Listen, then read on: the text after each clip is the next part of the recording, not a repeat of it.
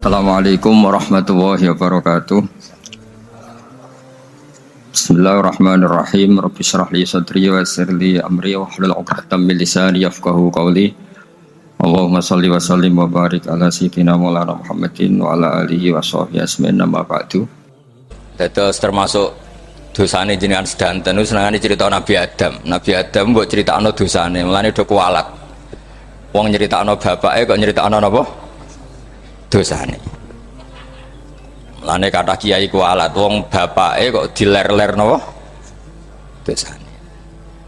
Mulane nak cerita Nabi Adam niki kedah sempurna. Terus niki kula cicil juz tunggal napa wa 'allama adamal napa? Asma. Pertama kali hubungannya Nabi Adam kalian Allah Subhanahu wa taala ini hubungan mengajarkan nama sesuatu. Jadi sampean jangan pakai teori modern bahwa apa artinya sebuah nama. Nama itu penting sekali. Sekali penamaan itu salah, berarti Anda menstatuskan secara salah, dan itu berakibat fatal. Jadi semua kesalahan manusia, mulai periode syirik, mensekutukan Allah itu karena kesalahan menyebut apa? Nama. Ini penting kalau aturan. Jadi misalnya orang Arab itu ada batu tertentu yang dipahat disebut manat. Manat itu dari kosakata manan, pemberi. Yang satu disebut uzza, sesuatu yang aziz, yang agung, sehingga akhirnya diperagungkan. Coba kalau misalnya manat dan lata itu ketemu orang lasem, terus ditanyakan ini batu apa ini, dari Purwodadi apa dari Mojokerto, yang mahat siapa, ini irungnya tidak pas, ini matanya kok agak picek. Andekan distatuskan seperti itu, kira-kira disembah apa enggak? Enggak. Iki pas pembuatan ini pate protol terus digenti gitu. Sehingga setiap kemusyrikan itu semua para nabi ngendikan in hiya illa asmaun sammaitumuha antum wa abaukum ma anzalallahu biha min sultan. Sebagian ayat ma anzalallahu biha min sultan. Bahwa kesalahan-kesalahan yang kamu timbulkan itu karena kamu kesalahan bikin nama. Makanya status itu penting. Nanti sampean tahu pentingnya yang saya katakan ini. Nanti setelah sampean mati, nanti mesti nyari saya karena kenangan ngaji ini. Ini Mas Atabik itu mas saya. Beliau seorang dokter, tapi saya tidak akan bilang dia dokter karena nanti anak cucunya inginnya jadi dosen. Tapi kalau saya menstatuskan dia turunan Mbah Sambu, babai wong alim. Wah anak putune arah alim isin. Dia nak di status no pegawai negeri dosen, anak putune golek duwe pikirannya kan. Karena status itu mengilhami apa? Status itu karena itu yang dikenalkan. Makanya ini penting. Fir'aun ketika dianggap sebagai Tuhan itu karena dia berhasil menamakan dirinya orang yang nggak pernah sakit dan dia penguasa. Penguasa itu artinya apa? Dia memimpin sekian orang. Akhirnya dianggap Tuhan. Tapi ketika debat terbuka sama Nabi Musa, pertama mohon standar mawon nggih. Pertama kata Fir'aun, "Wa ma rabbul alamin?" Lalu Tuhan kamu itu siapa? Kata Musa, yang menuhani langit dan bumi. Fir'aun masih bisa berargumentasi, setahu saya di bumi Tuhan hanya saya. Soal kemungkinan Tuhan Anda di langit, terus Fir'aun nyuruh Haman, ya Haman ibnili sorhal la'ali abluhul asbab as-samawati fa'attali'a ila ilahi Musa. Tapi kalau itu dibuktikan, nanti Musa pasti kalah, karena kalau Fir'aun naik ke langit pasti gak melihat Tuhan. Wong yang Nabi saja gak ngelihat, apalagi Fir'aun, pasti dia bilang gak ada. Tapi apa yang bisa mengalahkan Fir'aun adalah argumentasi status. Kata Musa, Rabbukum wa Rabbu abaikumul awalin, yang nuhani nenek moyang kamu. Artinya kalau Fir'aun Tuhan itu berarti Tuhan balita, karena mbah-mbahnya dulu tanpa Tuhan, karena Tuhannya lahir terlambat. Akhirnya Fir'aun saat itu juga para pengikut Fir'aun langsung menjadi mukmin meskipun menyembunyikan imannya, karena kalau Fir'aun Tuhan berarti mbah-mbahnya tidak punya Tuhan, karena Tuhannya baru dilahirkan kemudian. Artinya gini, andaikan Fir'aun distatuskan al-maulud, orang yang dilahirkan, maka tidak akan ada orang yang menuhankan Fir'aun. Atau Fir'aun dibahasakan wujida ba'da alam yakun, dia ada setelah dulu-dulunya tidak ada. Apapun hebatnya Donald Trump, apapun hebatnya Cleopatra, apa Fir'aun, semuanya itu wujidu ba'da alam yakunu, mereka ada dari tidak ada. Yang seperti ini pasti tidak Tuhan. Makanya Allah mengenalkan manusia itu sederhana supaya tidak pernah jadi Tuhan. Hal ata alal insani khinum minad dahri lam yakun syai'am mazkura. Manusia itu siapa? Ya manusia itu makhluk yang ada dari tidak ada. Dengan status itu nggak mungkin kamu tuhankan. Ini penting saya utarakan. Jadi buah gerakan Allah itu pasti dimulai salah penamaan. Makanya saya kemarin ketika Mbah Mun intaqala ila rafiqil a'la, ketika beliau wafat, saya bilang ke anak-anak Anwar, statuskan Mbah Mun sebagai orang alim, alama, al-faqih, muridnya Sayyid Alawi, muridnya Mbah Zubair. Sekali Anda menstatuskan beliau orang besar, tepaan santri sing mau luhur kepengin ditiru besar tok. Nah, niru besar tok terus ana santri mau ita itu tok ngerasa gede repot. Sama, makanya saya nggak pernah. Sebenarnya saya tahu Mas Atabik ini, Mas saya itu dosen, saya tahu, tapi saya tidak pernah ngomong dosen. Kalau anak-anak era menjadi wong alim, menjadi dosen malah langsung berarti wong alim, malah celoko mana. Jadi karena salah status itu nanti panjang, akibatnya itu panjang. Makanya saya itu sebetulnya ya risih dikatakan Gus Bak itu orang alim, sebenarnya risih. Tapi saya seneng saja. Sing seneng beniru alime, sing hasut takjak kompetisi. Jadi tak nikmati ya. Jadi sing seneng beniru alime, sing ra seneng itu hasut takjak kompetisi, takjak maca tafsir, nara meriang ya. Engkono paling maca primbon mek terjemah. Ya. Ini penting, jadi itu yang disebut wa'allama adamal asma. Makanya Allah itu mengkritik semua kesalahan manusia dimulai dari salah penamaan. Makanya saya kemarin Pak Pilpres sering bilang, kalau presidennya ini maslahat, kalau enggak ini enggak maslahat. Mana ada kemaslahatan ditentukan hanya oleh seorang presiden. Itu tauhid kita di mana? Memang kita secara syariat harus milih sesuai istihad kita, tapi tidak usah dong menggantungkan kesejahteraan sama seorang makhluk, itu tidak boleh. Secara tauhid nggak boleh. Makanya ini penting sekali. Jadi nggak boleh orang salah nama. Kita tetap memilih presiden, milih kiai, milih siapa saja, tapi tidak boleh menstatuskan manusia sama dengan status Tuhan. Itu bahaya sekali dalam ilmu tauhid. Terus yang ketiga, kenapa nama itu penting? Begini, alam yang dipakai Quran, alam itu nama ya, alam mangkul, semua alam.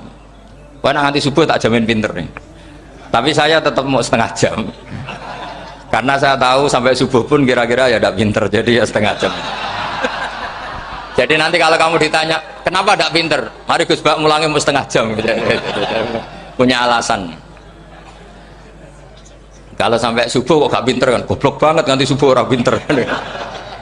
Ya nak orang-orang bilang gitu. Lah anak sing ngomongin, oh mesti salah metode, gurune yang salah.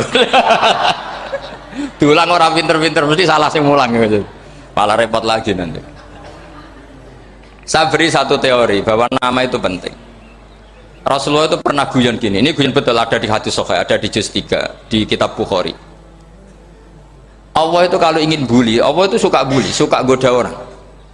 Kalau ingin bully orang kafir itu menamakan kekasihnya namanya Muhammad. Makanya Nabi pernah guyon, ala ta'jabuna kaifa yasrifu wa anni syatma quraisin wa la'nahum. Kenapa Anda nggak pernah berpikir bahwa Allah begitu mencintai saya sampai bikin nama untuk saya itu nama yang membingungkan semua orang kafir? Karena kalau Abu Jahal nyari Muhammad mana, itu kalau kamu tahu bahasa Arab berarti artinya kan orang terpuji mana. Padahal Abu Jahal itu menghindari kata orang terpuji, jadi bingung dia. Muhammad kamu jancuk, coba kamu terjemah, wahai orang terpuji kamu, itu kan kacau semua.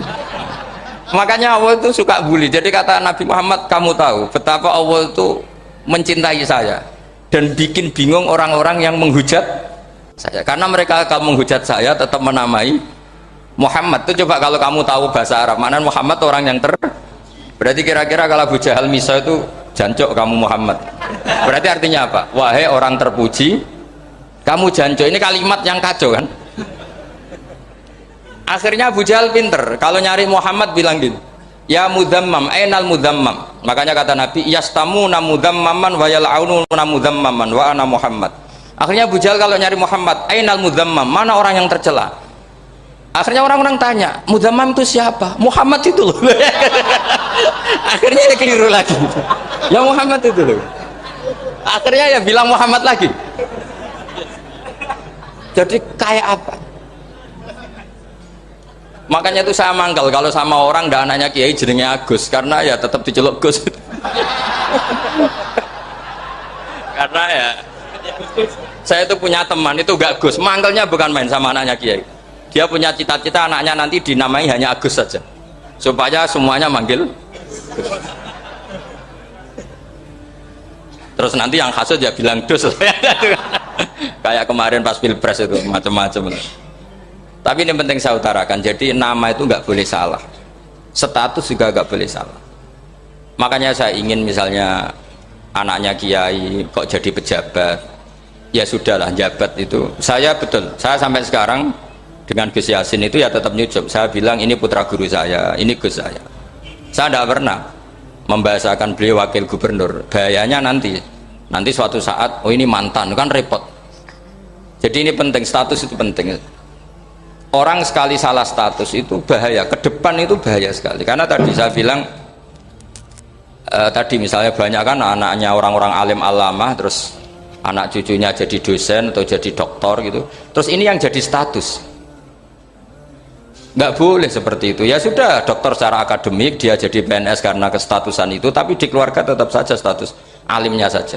Atau mudawimul khairi, mudawimut tahajud, mudawimu apalah, ini selalu tahajud, ini selalu deres, ini selalu ibadah, sehingga anak cucu kita ya kenangannya itu.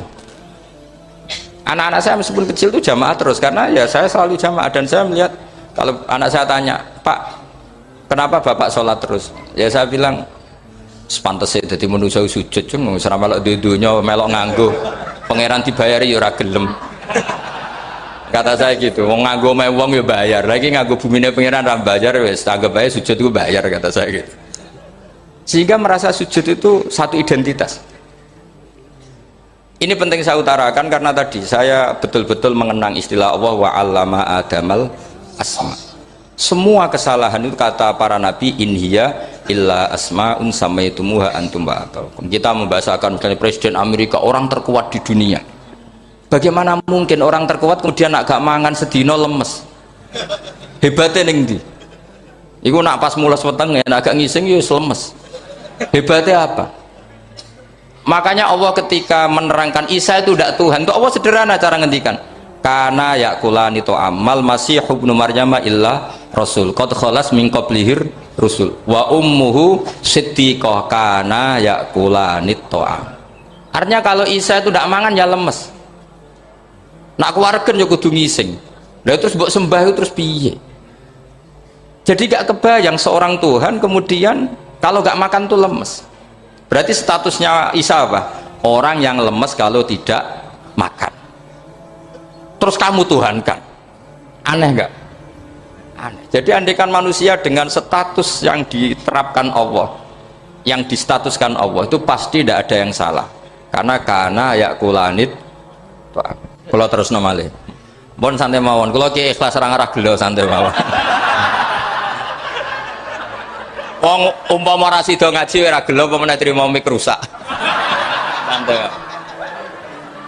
Nggak, karena saya itu insya Allah ndak akan pernah salah nama. Saya punya cerita ya tentang nama itu. Ketika seseorang baik sama tetangga, itu kalau sampean seorang mukmin yang mukhlis, mukmin yang ikhlas, pasti ya karena diperintah Allah. Saya ngajar seperti ini karena diperintah Allah.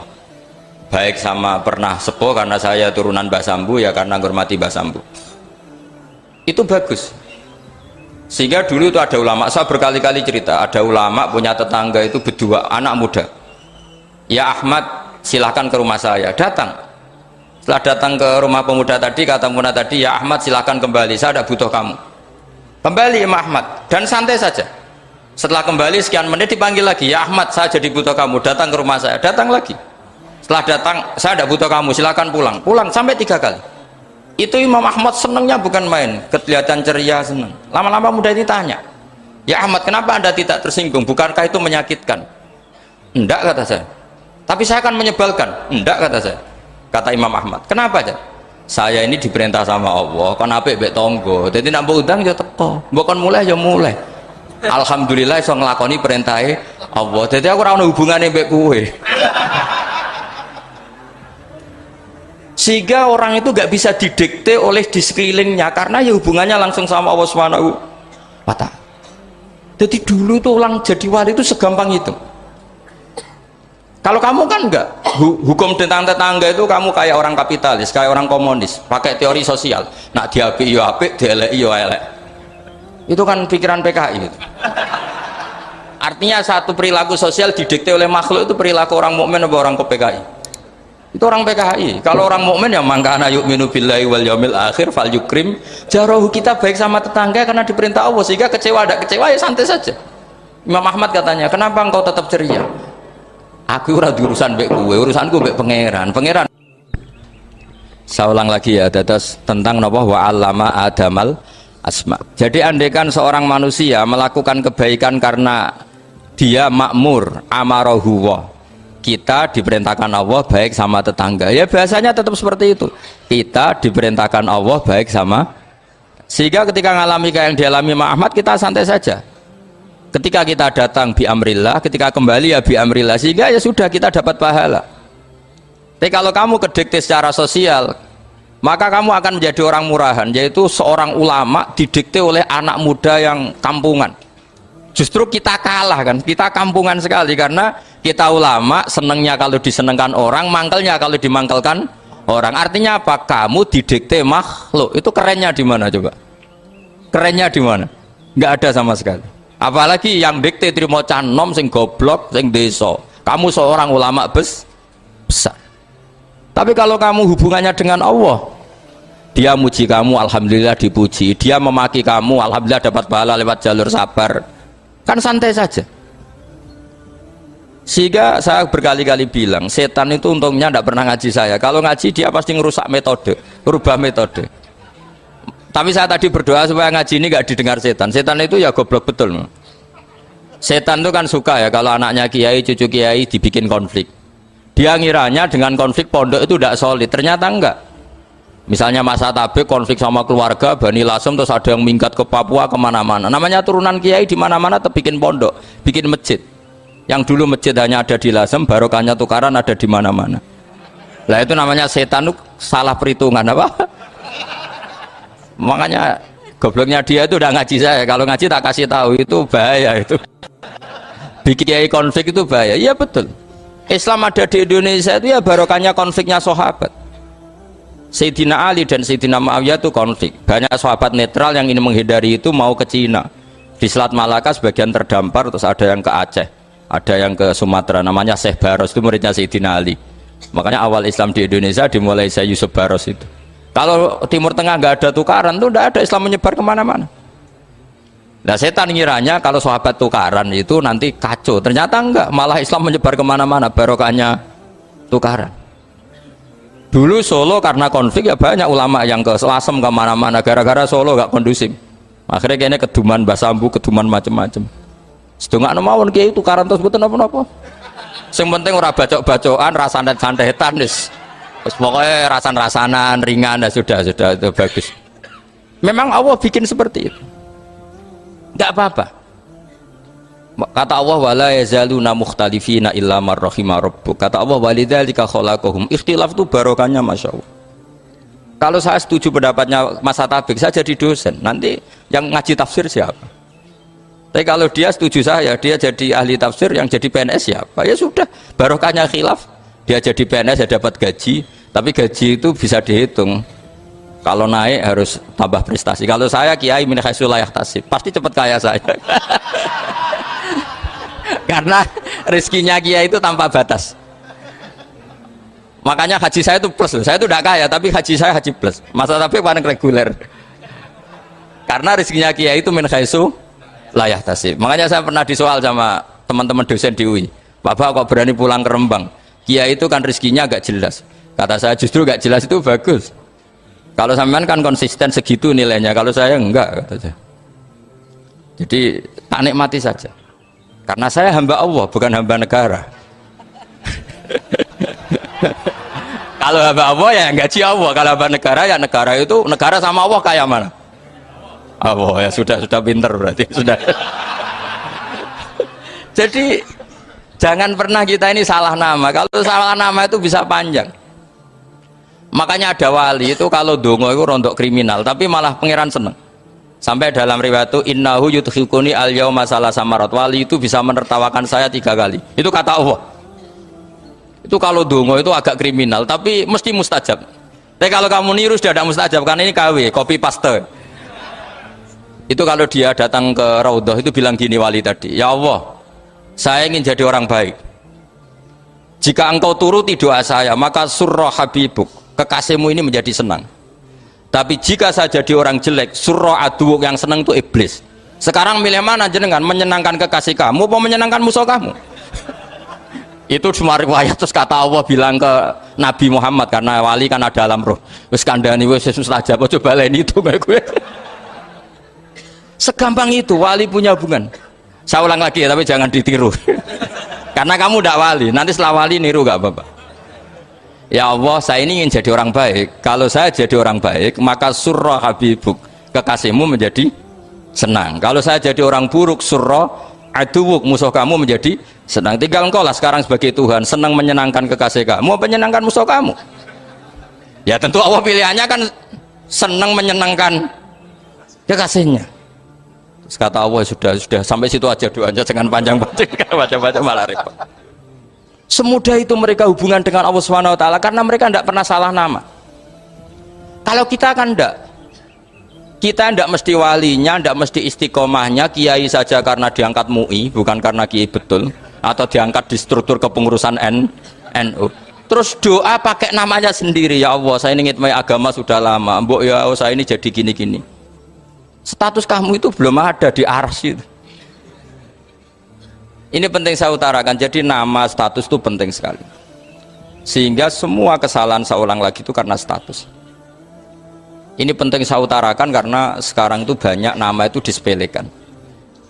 Saya itu sering sinau kamus, jadi saya termasuk menekuni tafsir itu diantaranya menekuni kamus. Saya punya kamus banyak, mulai yang dikarang orang setengah kafir, munjid itu kan, kafir tapi setengah. Karena timnya banyak yang muslim juga. Ada yang Verus Abadi, macam-macam. Yang saya kenang dari kamus, di antara kamus yang saya kenang tentu miliknya Said Zabidi, kamus Mukhid itu. Ada kamus milik saya namanya Mukhtarus Sikha, itu dikarang oleh orang alim. Itu bilang begini, sama tak bedai sekarang, lafadz ilah itu maknanya apa? Tuhan kan? Tasniahnya apa? Dia bilang isim ini tidak punya tasniah. Dia bilang ilah, normalnya tasniahnya ilahani, jam'anya taksir alihah. Tapi kata dia nggak boleh, lughat seperti itu nggak boleh, karena kullusmin harus yadullu ala aini musamma. Ilah itu nama tunggal untuk Allah, sehingga karena Allah itu tunggal nggak boleh ada tasniahnya ilahani. Karena kalau ilahani berarti kamu nerjemah apa? Dua Tuhan. Berarti kamu nganggap ada Zaidun, ketika Zaid dua kamu bilang Zaidani. Kalau banyak kan nggak pernah ada Tuhan dua atau tiga. Makanya kata pengarangnya itu Abu Bakar Ar-Razi itu kata beliau, wahadal ismu la musanna lahu wala jam'ah wa innama jama'uhu wa sannauhu, katanya. Isim ini tidak punya tasnya, tidak punya jamak, tapi kalau orang-orang katanya, orang-orang itu bilang ini ada jamaknya, ada tasniahnya. Ini penting sekali. Karena kesalahan itu nggak ada. Cara teori Quran itu kesalahan itu tidak ada. Yang ada adalah orang salah. Beda loh ya. Tak wari dadi wong pinter. Makanya ini sampai subuh. Tak wari dadi wong pinter. Saya ulang lagi ya. Kesalahan itu tidak ada. Yang ada itu orang salah. Pernah ada nggak 1 tambah 1 15? Nggak ada kan? Tapi kalau orang salah bilang 15, ada. Pernah nggak putih ini hakikatnya hitam? Nggak pernah kan? Tapi kalau orang salah, misalnya Rabun bilang ini hitam, ada. Sehingga ini penting, ini dalam teori ilmu mantek. Setiap Allah menyalahkan mereka itu kata Allah yaquluna bi afwahihim, mereka itu melafatkan dengan mulut mereka bahwa Tuhan itu tiga, misalnya bahwa Lata Hubal itu Tuhan.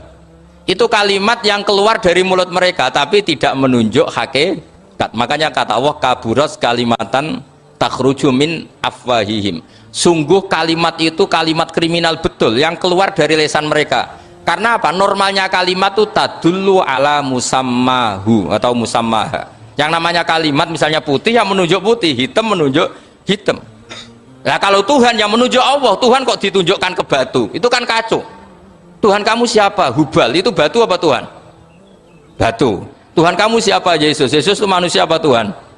Manusia. Makanya kata Allah kaburos kalimatan takhruju min, mesti terusnya ayat iyaquluna illa kadiba. Ini penting saya utarakan. Jadi makanya kesalahan itu tidak ada, yang ada itu orang salah. Makanya kata Allah ja'al haqqu wa zahaqal batil. Kalau ada hak pasti batil itu hilang.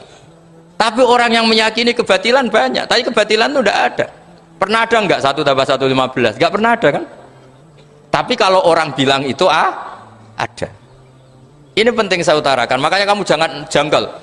Kata Allah ja'al haqqu wa zahaqal batil. Ternyata sekarang kebatilan ada di mana-mana. Barang batil itu enggak pernah ada. Yang ada pelakunya. Misalnya nyon sewu, misalnya gini, zina itu mengenakkan apa enggak? Kata orang yang ahli nafsu mengenakkan, tapi hakikatnya tidak pernah mengenakkan. Sekarang tanyakan yang pernah melakukan itu, yang terhantui dosa oleh itu, hakikatnya menyakitkan apa mengenakkan? Menyakitkan. Tapi yang bilang mengenakkan ada, tapi hakikatnya tetap menyakitkan. Nah, semua kesalahan manusia itu dimulai cara membahasakan.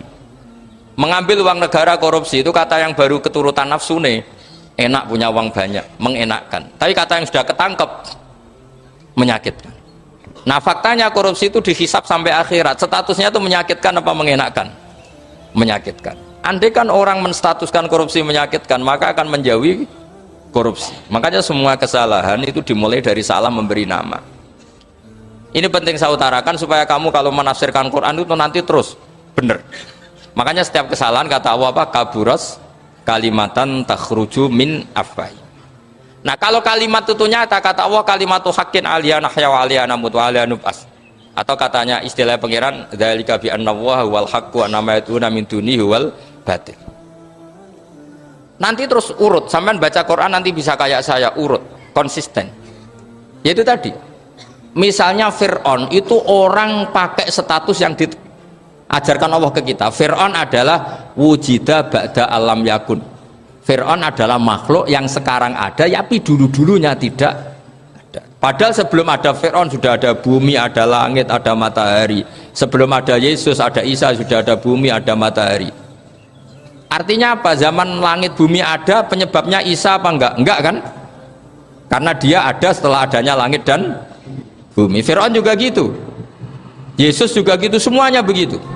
Makanya Allah mengajari kita apa? Hal ata alal insani hinum minad dahri lam yakun syai'am madhkura. Katakan manusia itu siapa? Manusia adalah makhluk wujud yang dulu tidak ada. Sekarang banyak enggak orang yang sudah kaya sebelum Pak Jokowi jadi presiden, sebelum Pak SBY jadi presiden, sebelum Pak Karno jadi presiden? Banyak enggak yang sudah kaya sebelum? Banyak kan? Artinya yang mengkayakan itu presiden Pak Allah. Sekarang kamu miskin, kamu nggak bisa nyalahkan Pak Jokowi. Sebelum Pak Jokowi presiden kamu sudah miskin. Ya, artinya yang memiskinkan itu presiden apa takdir? Takdir. Makanya wa anna ila rabbikal muntaha wa annahu adhaka wa abka wa annahu amata wa ahya wa annahu khalaqaz zawjaini dzakara wal unsa. Jadi kita miskin ya karena kehendak Allah, kita kaya kan semua itu karena Allah. Tapi kita terjebak hukum modern. Nak presiden iki sejahtera, nak iki ora. Ya mungkin secara bahasa syariat mungkin ada benarnya, tapi kita ini kan dilatih ilmu hakikat. Tak ulang malam 13 Dzulhijjah masuk ilmu cek syariat tok. Oh gak pinter-pinter banget cek gobloke kan gitu. Daftar wali kok ilmune ngono iku ora iso. Ini penting saya utarakan. Jadi saya ulang lagi. Makanya di Quran itu ilmu tertinggi diantaranya menurut orang tasawuf qulillah tsumma dzarhum fi khaudihim. Saya itu gak pernah loh takut mati meskipun saya masih muda, karena saya bayangkan mati itu ya baik-baik saja. Ketika saya hidup ya nggak tahu cara ngelola nyawa saya, kenapa kok tidak pergi? Kamu tahu caranya ngelola nyawa kamu, kok nggak mati sekarang? Nggak tahu kan? Tahu-tahu masih hidup kan? Tahu-tahu diutang semacam-macam lah. Sebenarnya kita zaman hidup pun nggak tahu cara ngelola nyawa kita, cara kerja jantung kita, cara kerja paru-paru kita. Nanti setelah kita mati pun nggak tahu caranya hidup ketika dia. Tapi anehnya kita, mosok manusia sudah dilemah iso hidup lagi. Memangnya kita sekarang bisa hidup karena kita tahu-tahu ya hidup. Ditekdir anak yang melarat, paese elek. Orang lain ditekdir anak kiai, Gus, mulyo. Kita kan tidak pernah bisa milih bapak itu ora iso. Ngerti-ngerti anak Karmen, anak Karlan itu sudah gak tahu. Artinya gini ya, sudah ya Allah, ketika saya hidup ya tidak tahu kenapa saya hidup, pasti engkau yang menghidupkan. Ketika saya mati juga gak tahu kenapa saya mati, pasti engkau yang menghidupkan dan mematikan. Maka saya akan baik-baik saja di akhirat, karena ketika di dunia Tuhannya yang engkau, ketika di akhirat Tuhannya, dan sifat engkau tidak akan rubah, tetap arhamur rahimin. Makanya dulu wali-wali itu kalau mau mati ya santai aja. Said Umar bin Abdul Aziz itu ulama-ulama dulu kalau mau meninggal itu, kalau keluarganya nangis marah besar. Memangnya mau kemana kamu nangisin saya? Lah kamu kan mau mati. Memangnya mau kemana kalau mati? Ya kembali ke Allah. Ya susahnya apa? Di dunia ya milik Allah, di akhirat milik Allah. Inna sholati wa nusuki wa mahyaya wa mamati lillahi rabbil. Yang aneh sampai harus melarat orang wani mati. Wah, aneh tenan. Ya karena sampean tahu mungkin di akhirat lebih miskin lagi kan karena. Itu repot terus. Coba kalau dari awal kita menstatuskan diri kita biadillah, inna sholati wa nusuki wa mahyaya wa mamati. Tapi kamu salah status, mengatakan kehidupan adalah momen untuk mencari kesejahteraan, kehidupan adalah momen untuk cari karir. Kamu mensifati kehidupan secara salah, jika kamu terjebak nyari karir, nyari kaya. Coba kalau kamu pakai mazhabnya Sufi, kehidupan adalah pemberian dari Allah untuk kembali kepada Allah. Kematian ya seperti itu. Akhirnya ya santai saja. Inna sholati wa nusuki wa mahyaya wa mamati lillahi rabbil alamin. Istri juga gitu. Saya itu tidak sombong. Saya itu mulai nikah sampai sekarang itu hampir gak pernah tukaran sama istri. Sama istri saya itu sering bilang gini, Gus, kali-kali kalau saya ngamuk itu diwales, dilawan, supaya saya punya musuh katanya. Betul ya? Ya saya bilang gini, Allah itu maha baik sama saya. Ketika harmonis, ganjaran saya ya lewat harmonis itu, sehingga saya ngasih uang menyenangkan Anda. Ketika Anda marah, ganjaran saya lewat sabar. Ya sudah, itu semuanya baik. Kalau kamu marah, saya tidak dapat pahala. Makanya kalau kamu marah tak dengerin. Ini cara Allah membuat pahala tanpa bayar, kata saya. Justru kalau pas rukun itu untuk dapat pahala harus nyervis, jajak nukokno kelambi mahal katanya. Boros itu pahala yang boros katanya. Tapi kalau kamu marah ini pahala paling murah, nggak usah biaya, dapat apa? Pahala, cukup sabar. Lu itu kalau terlatih lama-lama dapat ya biasa saja. Ulama dulu seperti itu semua. Imam Syafi'i itu pernah ada orang baik sekali sama beliau, orangnya itu munafik padahal. Tapi kalau setelah keluar dari Imam Syafi'i dia memaki-maki Imam Syafi'i. Suatu saat beliau dikasih tahu, orang yang tadi muji-muji jenengan itu di luar maki-maki jenengan. Imam Syafi'i itu guyu semuanya bukan alhamdulillah. Muridnya kan janggal. Ini dikasih tahu gitu, alhamdulillah.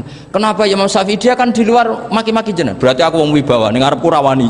Ya jadi dianggap enteng saja melihat, berarti aku wong wibawa, ning ngarepku ora wani.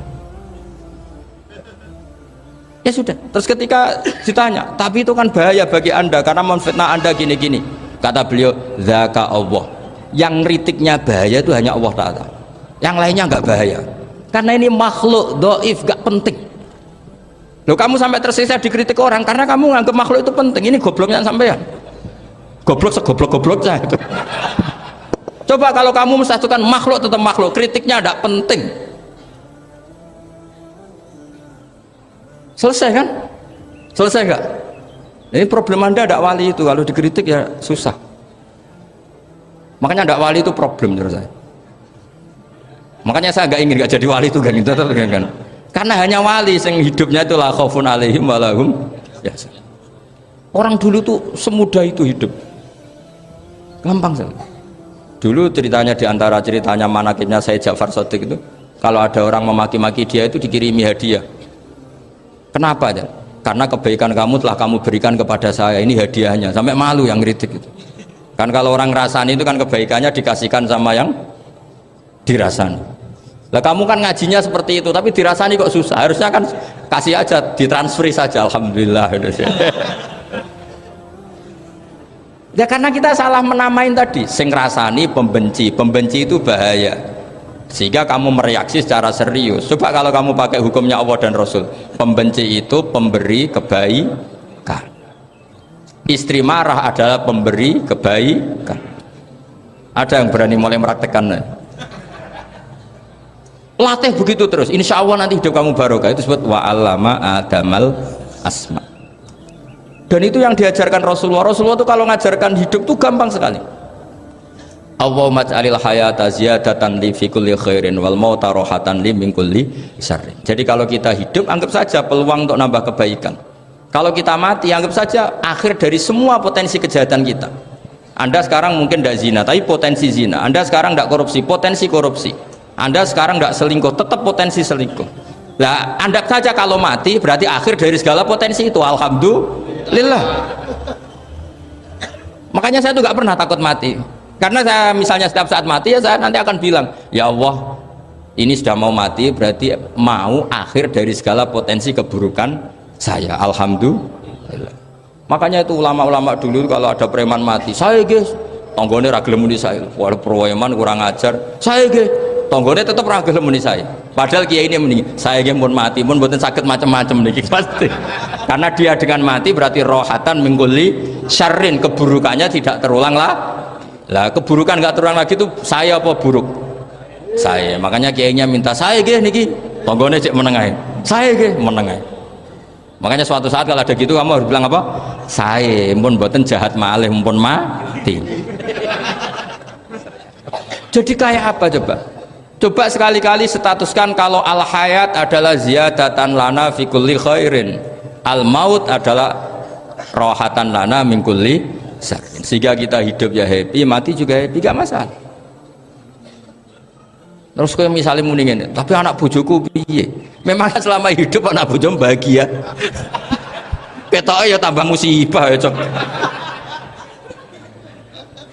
Malah sombong lagi kamu, seakan-akan kamu Tuhan yang bisa mensejahterakan manusia. Wong isih urip kok bojomu wis ndonga muga-muga nang mati malah. Karena gak jelas. Ini penting, ini saya utarakan. Jadi ini saya cicil juz 1 wa 'allama adamal asma. Makanya kata Rasulullah, ala ta'jabuna kaifa yusrifu wa annisat ma quraisin wa dhamma. Ini penting, nama itu penting. Karena sekali nama ini salah, coba misalnya orang sepakat darani Fir'aun itu wujida ba'da alam yakun. Fir'aun itu ada yang dulu-dulunya tidak ada.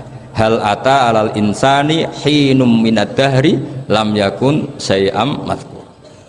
Coba kalau kamu melihat sekarang kamu hidup itu apa? Untuk sujud. Sujud itu murah, gampang.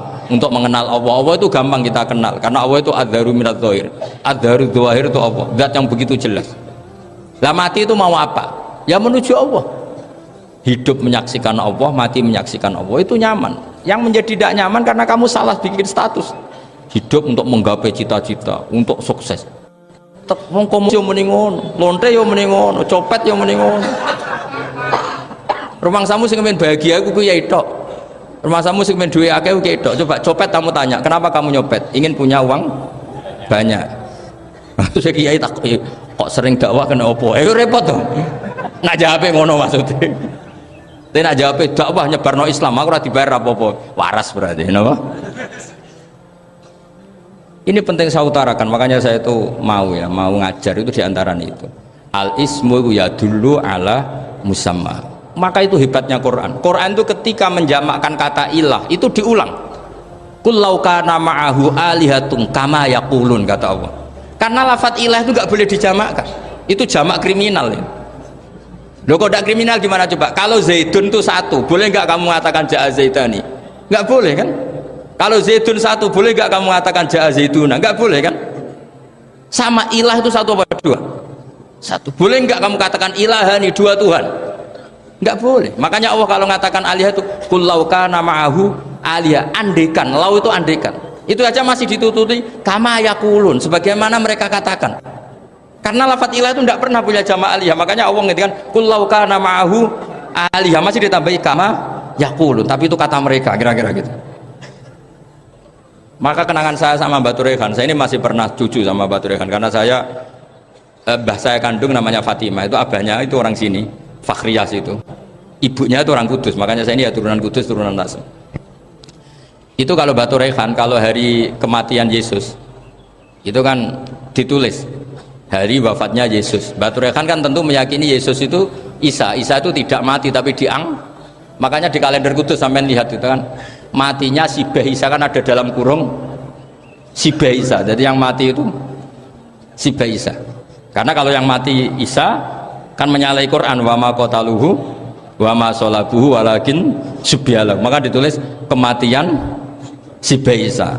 Hanya Almanak Kudus, yang lainnya enggak karena sudah ikut bahasa nasional.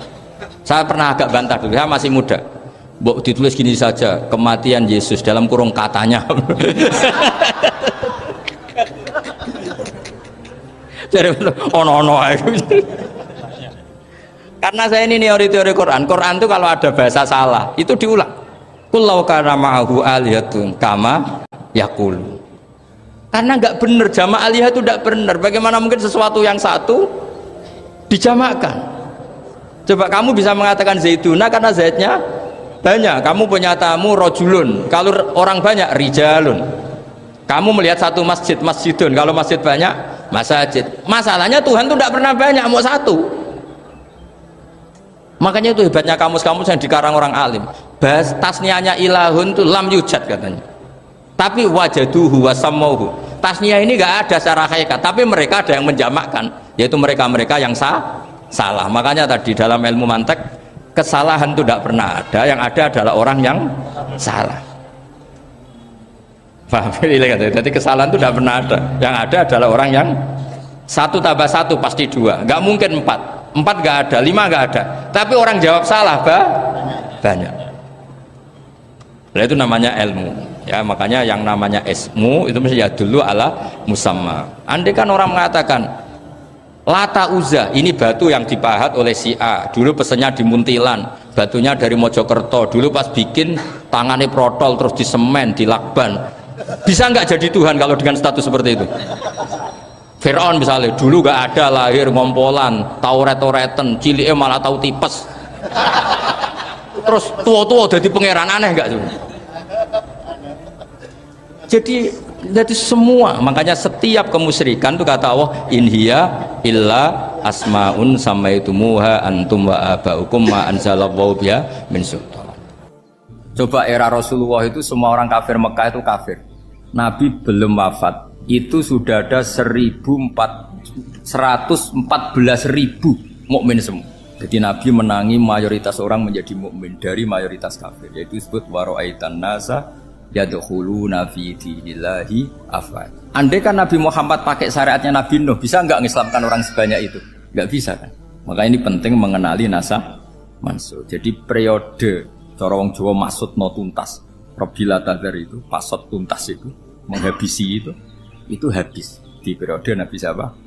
Nuh. Syariat itu sudah nggak dipakai lagi, yang dipakai apa? Faman tabi'ani fa innahu minni wa man asani fa innaka ghafurur rahim. Lah Nabi Muhammad ini nabi yang kena khitab anit tabi' millata Ibrahim hanifah. Jadi masternya Nabi Muhammad itu mentornya Nabi Ibrahim, sehingga syariatnya ya faman tabi'ani fa innahu minni wa man asani fa innaka ghafurur rahim. Tidak syariat Rabbila tadar alal ardi minal kafirina daya.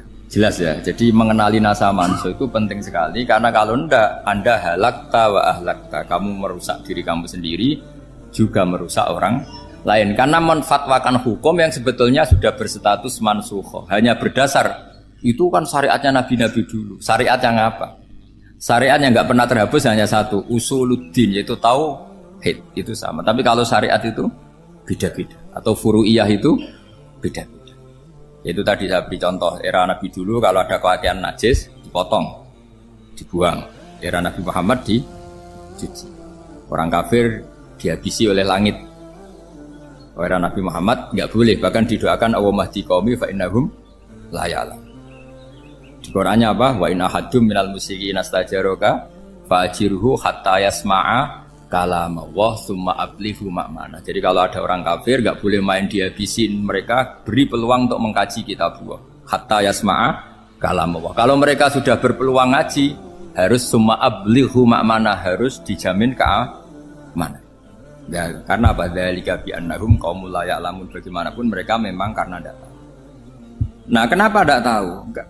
Karena tadi mereka tertutup oleh kultur yang beratus-ratus tahun. Mbah-mbahnya mereka menyembah batu, menyembah berhala. Ya taunya itu ya Tuhan. Bagaimana Anda bisa menjelaskan sesuatu yang sudah beratus-ratus tahun kan tidak gampang. Maka ada periode dimaklumi, apa? Kalau era sampean kan, mosok waktu disembah saking gobloknya orang, kamu lahir kan sudah nyembah Allah, tidak nyembah batu. Bayangkan kalau kamu jadi mereka, wong perut kamu saja disuruh makan pizza sakit kok, karena saking lamanya makan sambal kan gitu. Kamu bilang perempuan Indonesia saja cantik kok, saking lamanya jadi orang Indonesia. Padahal orang Indonesia tanyakan orang Eropa, cantiknya di mana? Kamu lahir di Afrika, bilang orang Afrika itu cantik, tanyakan orang Eropa, cantiknya di mana? Hitam gitu kok. Jadi orang itu pasti terkooptasi oleh sekelilingnya. Orang Afrika akan bilang wanita Afrika itu cantik. Coba tanyakan orang Eropa, cantik apa enggak? Blas. Orang Eropa yang kulitnya gitu kata orang Eropa indah, kata sampean. Koyok anaknya kebu katanya udah jadi. Jadi orang itu akan terkooptasi oleh sekelilingnya. Bayangkan kalau semua orang nyembah berhala terus kamu tidak, alasan kamu apa? Kan menentang mayoritas. Dan itu berat. Maka dimaklumi oleh Allah, dzalika bi annahum qaumul la ya'lamun fi manah panyeruarah. Nah, pemakluman ini yang mulai sekarang terkikis. Orang main pukul saja enggak mau ngaji. Enggak mau ngaji Quran secara kafah. Jadi fatwanya Islam kafah tapi ngajinya Quran enggak kafah. Ngambil 1-2 potongan ayat dipakai dalil. Jadi Islamnya inginnya kafah tapi ngajinya Quran enggak. Kalau kafah ya hafal 30 juz itu. Kalau mau ya, kalau mau kafah ya hafal berapa? 30. Makanya saya sering bilang, saya sering dinasihati orang karena belum tahu saya ini hafal Quran. Bapak harusnya Islam itu kafah. Kata saya ya dimulai dari konsep Islam itu kafah dulu, apa ya hafal Quran secara kafah. Jadi ini penting saya utarakan. Bahaya sekali orang mengenali Islam tanpa mengenali nasah maksud. Karena beberapa syariat Nabi sebelum kita itu berstatus mansukh. Terus contoh berikutnya, ini nasah mansukh antar Nabi apa khusus internal Nabi? Antar Nabi aja nggak selesai nih sampai. Contoh yang paling keren mungkin cowok semua senang. Nabi Dawud dulu istrinya berapa? 99. Nah itu kalau masih halal itu kan berarti jenengan tuh punya istri berapa? Wah itu kan ngeri betul. Punya satu aja repotnya gitu, apalagi berapa? Punya 99. Terus kamu bilang gini, ini kan syariatnya Nabi Dawud, Nabi kan bisa diikuti. Pernah ada periode di mana seperti itu boleh. Jadi makanya mau tidak mau ngenali nasah mansukh itu harus. Kalau enggak ya kamu masih berkeyakinan boleh beristri berapa? Nah ini penting saya utarakan. Makanya Sayyidina Ali itu kalau ngetes calon mubalek, kira-kira kalau Kemenak dulu inginnya apa? Sertifikasi apa? Mubalek. Itu tanyanya gitu.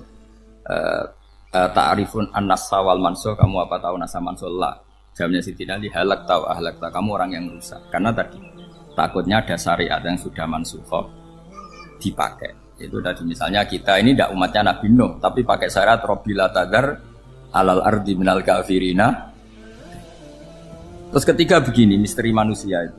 Dan ini kita tidak pernah tahu sampai kiamat, tapi ini ilmu harus kita diskusikan. Misalnya saya ini namanya Bahauddin. Saya sekarang hidup sampai 2019 sekarang. Kan hanya Allah yang tahu berapa turunan saya sampai kiamat dan statusnya kayak apa. Donald Trump juga gitu. Donald Trump itu sekarang kafir, tapi kita tidak pernah tahu nanti turunan keberapa ada yang Muslim. Nah turunan yang calon Muslim ini diletakkan di mana kita tidak tahu. Yang jelas kalau kamu bunuh itu katut itu.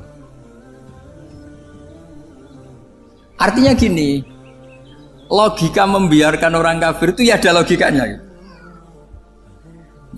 Logika membunuh karena mereka mau membunuh kita ya ada logika fikihnya, karena kalau kita ada membunuh dibunuh. Makanya semuanya hukum ini terus bergantung al-hukmu yaduru ma'ilatihi wujudan wajib. Di sini terus dipertemukan. Makanya semua nabi itu kalau yang namanya membunuh pasti pas perang saja, karena ini kondisi yang memang pilihannya hanya dua, kalau nggak dibunuh ya membunuh. Ada duel lah itu. Maka ini butuh kajian fikih dan orang nggak boleh subjektif dalam hal ini. Saya ulang lagi, tidak boleh subjektif karena tadi orang yang kamu katakan sekarang misalnya Zaid, kamu itu bodoh sekali. Kenapa bodoh? Nggak hafal Quran, nggak pernah kuliah, nggak pernah ngaji. Ternyata Zaid ini bersemayam calon anak yang alim alama hafal Quran, namanya Umar, tapi masih jadi sperma. Suatu saat Zaid itu punya anak alim alama, kan banyak orang nggak bisa baca Quran punya anak hafid, banyak nggak di Indonesia? Banyak nggak petani yang punya anak dekan? Petani punya anak dekan, yang dekan punya anak naik kelas saja susahnya bukan main. Banyak kan? Nah ketika dibalik nanti ada dekan punya anak goblok, yang petani punya anak dekan, pinter mana? Kita tidak pernah tahu, makanya ini kan ya sudah kalau nggak pernah tahu ya bilang saja wallahu alam kan selesai, daripada keminter keliru kan ada wallahu alam. Makanya cerita favorit guru saya Kiai Haji Maimun Zubair itu punya apa namanya Kiai Zubair, itu cerita favoritnya itu ada santri namanya Soleh. Soleh itu alim alam. Orang Madura itu cara berpikir kan kalau kiai saja alim seperti itu apalagi bapaknya. Pas bapaknya main ke pondok, santrinya ada ribuan, bapaknya main ke pondok itu. Sholat itu ya gak bener, gak sesuai sunnah Rasul lah kira-kira gitu. Sudah sholat itu gak bener apa-apa gak bener. Masih ditakwil sama santri Madura karena orang Madura itu kultus. Mungkin khilaf itu satu khusus, pokoknya perlakuan khusus. Suatu saat saking bodohnya orang itu kenceng tuh pinggir musola.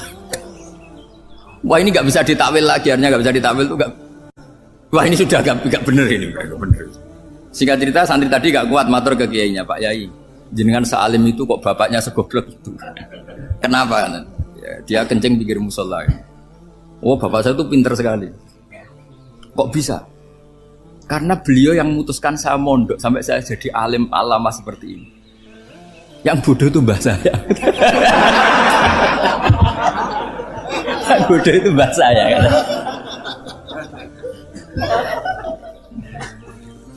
Artinya gini, sekarang misalnya Anda dekan atau Anda rektor atau Anda profesor atau Anda kiai top mubalek kondang. Anda mubalek kondang terus punya anak gobloknya bukan main atau apalagi anaknya ketangkep KPK. Yang satu anaknya orang bodoh jadi dekan. Kalau kompetisi ini pinter mana juga?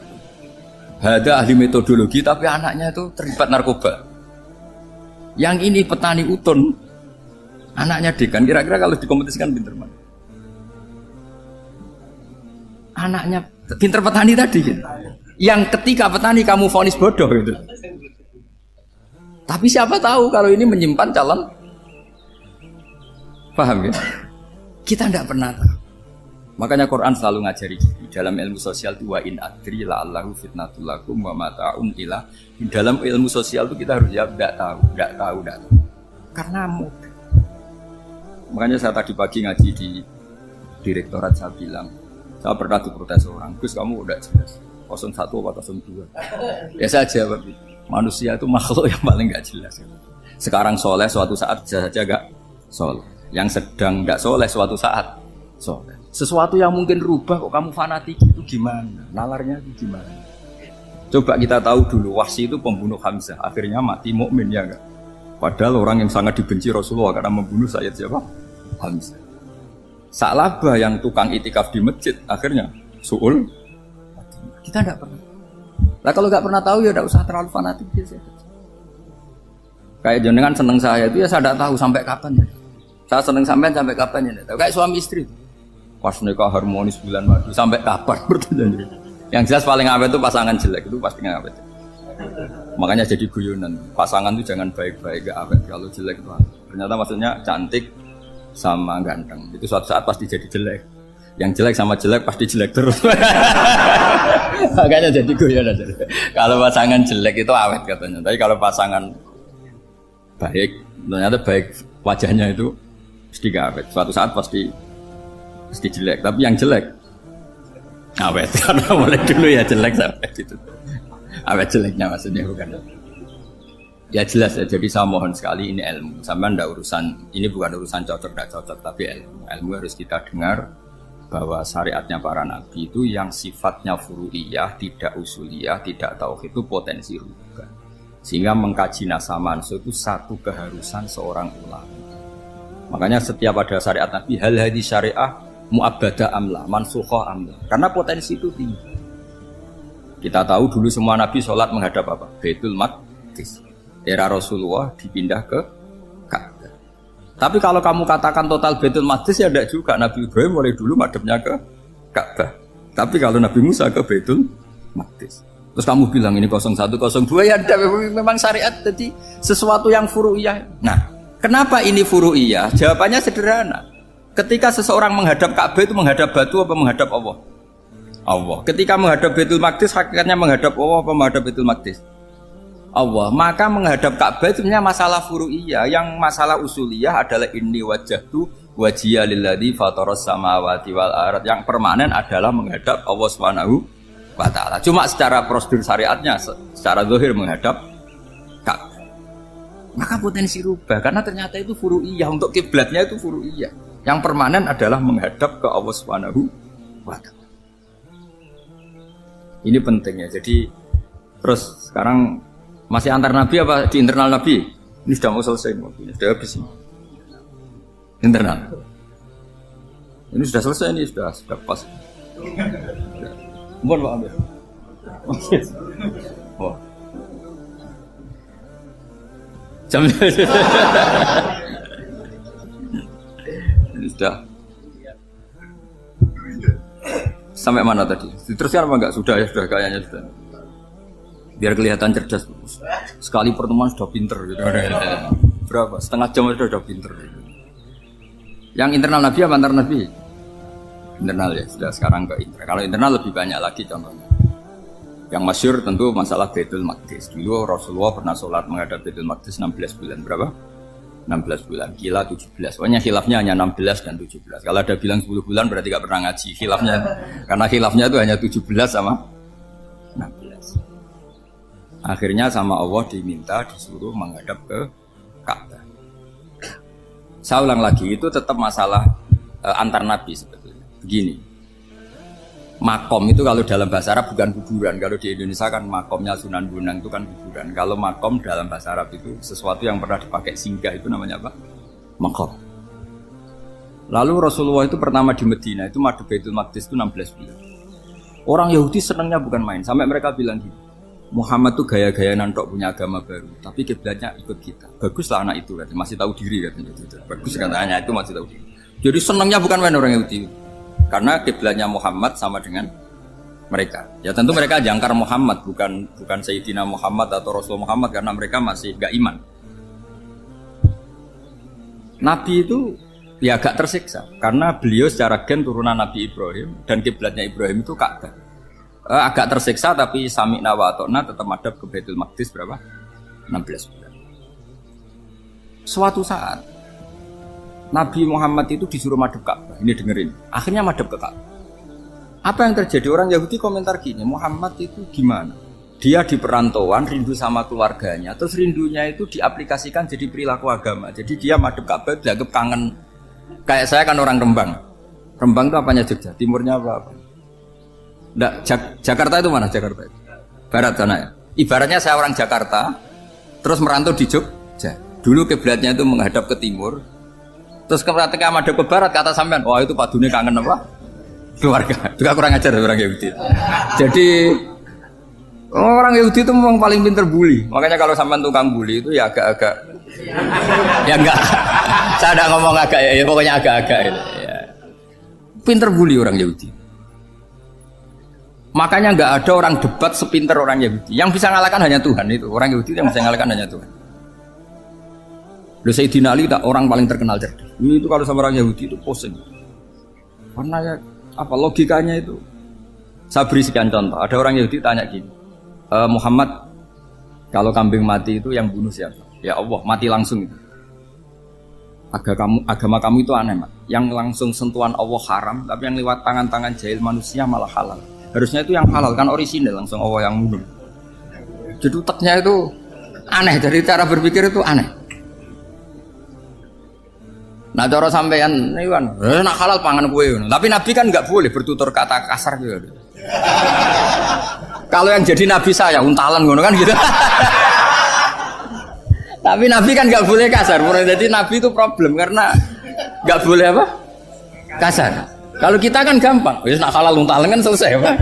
Tapi Nabi nggak boleh kasar gitu. Jadi nak jadi nggak Nabi, nggak sampean itu kan enak. Mau keliru ya pantas, mau apa saja pantas. Karena kan nggak panutan. Kalau Nabi nggak bisa. Meluruskan kebenaran itu harus tetap sesuai akhlak. Ya, jadi agak kerepotan. Makanya punya Umar, alhamdulillah ada yang nggak perlu aturan gitu. Jadi enak. Jadi ya itu memang aturannya harus itu. Coba Nabi itu perang tapi nggak boleh bunuh. Kayak apa susahnya?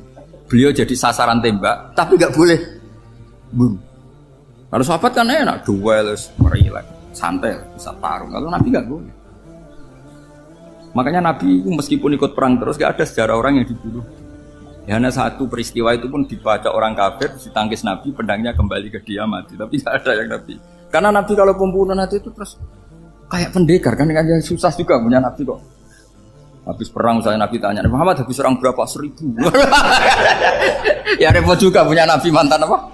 Pembunuh, meskipun yang dibunuh orang kafir, tapi kan kayak apa ya? Fitrah manusia itu akan menolak kepemimpinan orang yang gitulah pokoknya nggak bisa diterangkan itu. Makanya Nabi itu nggak pernah bunuh, meskipun kayak apa musuhnya tapi nggak pernah bunuh. Untungnya di sekeliling orang-orang yang tadi. Jangan bilang tuh suka bunuh ya, pokoknya perang gitu ya. Perang dengan bunuh itu beda loh ya. Kalau perang itu fair apa? Fair. Sampai mana tadi? Nabi Ibrahim ya. Makom tadi saya ulang lagi. Nabi Muhammad menghadap ke Baitul Maqdis itu hanya Allah nuruti. Ini loh Nabi betul. Tahu betul bahwa di antara syariat adalah Baitul Maqdis. Karena semua Nabi pernah berkiblat Baitul Maqdis. Tapi Nabi ketika menghadap ke Ka'bah, Nabi juga dibilangin sama Allah. Ini loh syariat yang benar. Karena Ka'bah juga kiblat sing aktaku. Lebih tua ketimbang Baitul Maqdis. Maka disebut Ka'bah Atiqah. Ilal Baitil Atiq. Kalau Quran bahasakan Ka'bah apa? Wal yatawafu bil Baitil Atiq. Atiq itu tua sekali. Ya, sudah. Ketika berstatus tua itu orang Yahudi seneng. Mergo roh kelirune Muhammad. Mereka nantang, Muhammad ayo debat terbuka. Nabi rawuh. Bagaimana Anda bilang Ka'bah itu kiblat tertua? Wong Ka'bah itu pertama yang menghadap sana itu ya kamu. Semua Nabi menghadapnya ke Baitul Maqdis. Terus Nabi Muhammad mulai berargumentasi ilmiah tadi. Enggak, Ka'bah itu kiblatnya Ibrahim. Jadi Ibrahim dulu itu yang mulai dulu kiblatnya itu di Ka'bah. Terus orang itu tanya buktinya apa? Terus dijawab fihi ayatum bayinatum maqam Ibrahim. Ternyata di situ ada jejak kakinya Nabi Ibrahim, yaitu batu yang diinjak beliau ketika bangun Ka'bah. Itu argumentasi ilmiah. Lah barang orang Yahudi kehilangan ilmu itu gobloknya orang Yahudi. Makanya yang bisa mengalahkan Yahudi hanya Allah Subhanahu wa taala. Luang Ibrahim saja golongan kita, pengikut kita. Ibrahim itu pengikut Yahudi. Wah, itu Nabi mulai senyum-senyum, mulai tertawa-tawa. Wah, itu goblok orang terdidik. Karena itu ibaratnya kayak kamu bilang Soekarno itu pengagum Puan Maharani. Kira-kira seperti itu. Soekarno itu pengikut Puan. Karena Yahuda itu Yahuda bin Yakub bin Ishak bin Ibrahim. Saya ulang lagi ya, nasabnya Yahudi ya Pak. Yahuda bin Yakub bin Ishak bin Ibrahim. Jadi Ibrahim itu mbah keempat dari Yahuda. Tapi karena mereka kalah debat, Ibrahim itu pengikut Yahudi. Itu sama dengan bilang apa? Soekarno itu pengikut Puan Maharani. Itu kan jadi aneh. Atau Gus Dur pengikut Mbak Yeni. Atau Basim Asari pengikut Mbak Yeni. Itu kan aneh. Wah, akhirnya sama Allah diingatkan. Makanya ada ayat ha antum haula hajatum fi malakum bi ilm falimatu hajuna fi ma laysa lakum bi ilm. Perjanjian debat ini semuanya harus ilmiah. Tapi kenapa perdebatan Anda malah ndak ilmiah? Karena orang Yahudi iftadahu, malu semua. Wah, semuanya Muhammad itu satu-satunya kekalahan orang Yahudi.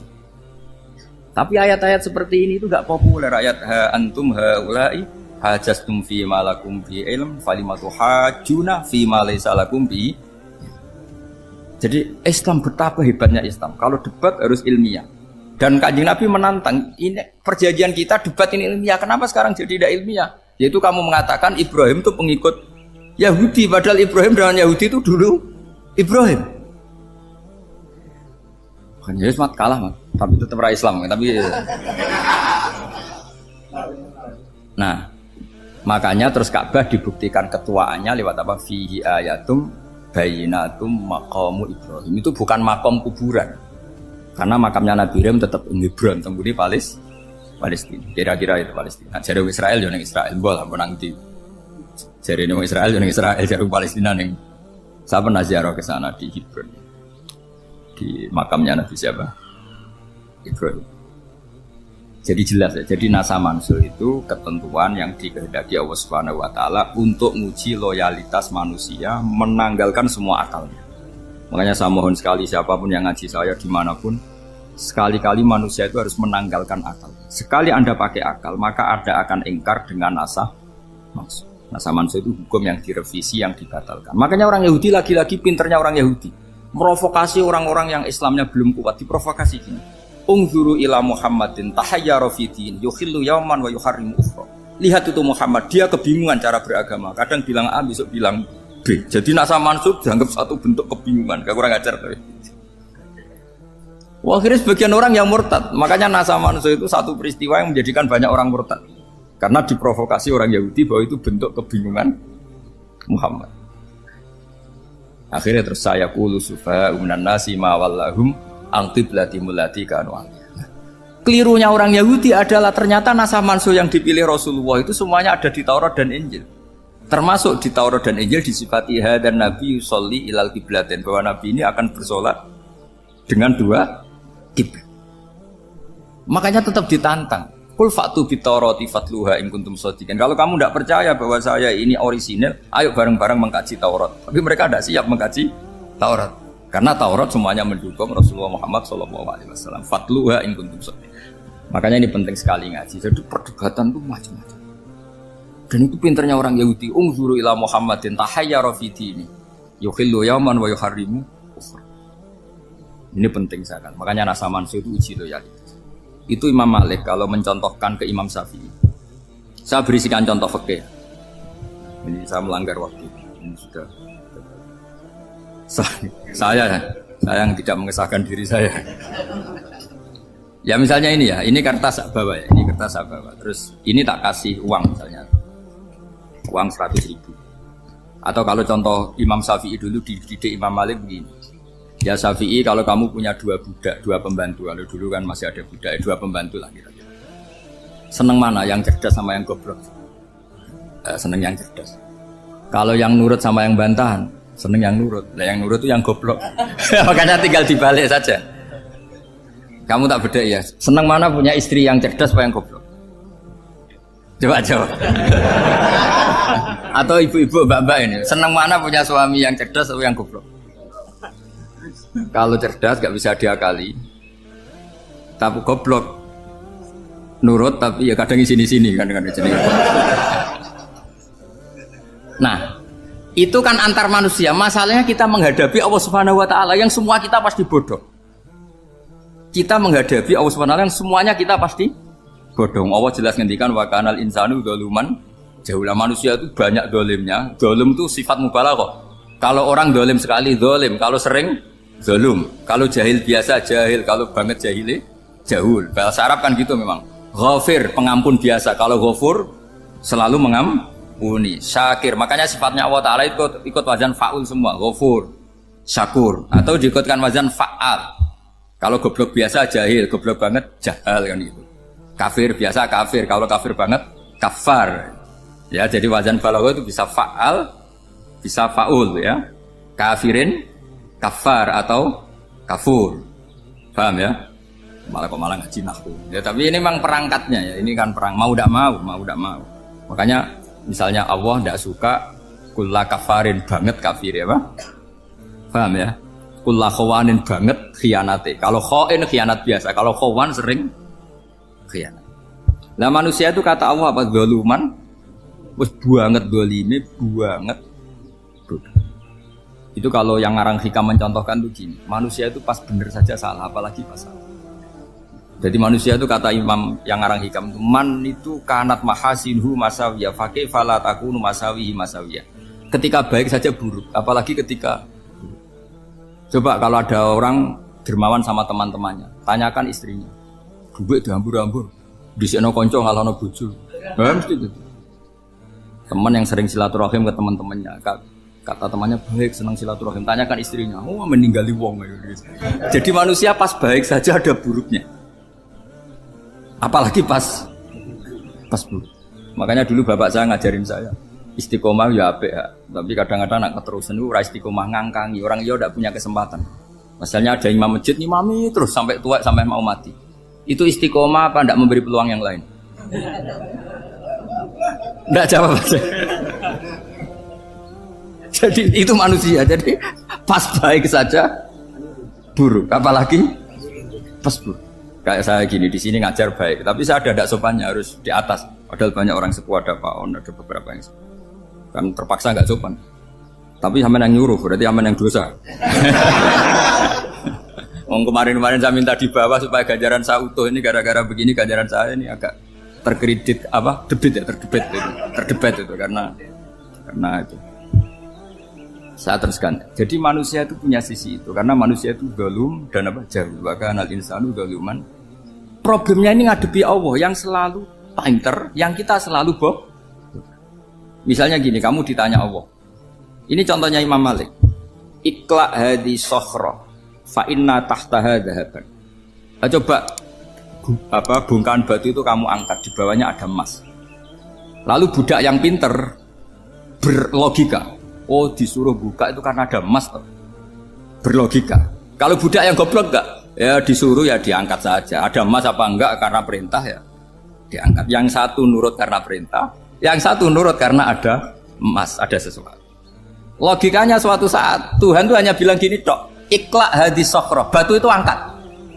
Yang nurut yang goblok permanen tadi kan langsung angkat. Yang pinter, ini ada apa lagi Gusti kok harus diangkat? Ya gak ada apa-apa, nyuruh saja kata Allah gitu. Wah tidak bisa, sesuatu harus ada alasannya. Itu kira-kira mangkel loh Pak? Oh mangkel. Nah, logikanya manusia seperti itu. Makanya dua murid pinter, di rakyat pinter, presiden ya susah mesti demo. Goblok ya susah di sini wong. Ini kan nggak ada pilihan. Memang manusia itu nggak ada pilihan. Nah sekarang masalahnya gini di fikih ini, saya kembali lagi ke fikih. Pertanyaannya secara fikih begini. Misalnya iddah. Iddah itu seorang perempuan ditinggal mati suaminya atau ditinggal atau cerai. Itu kan ada namanya apa?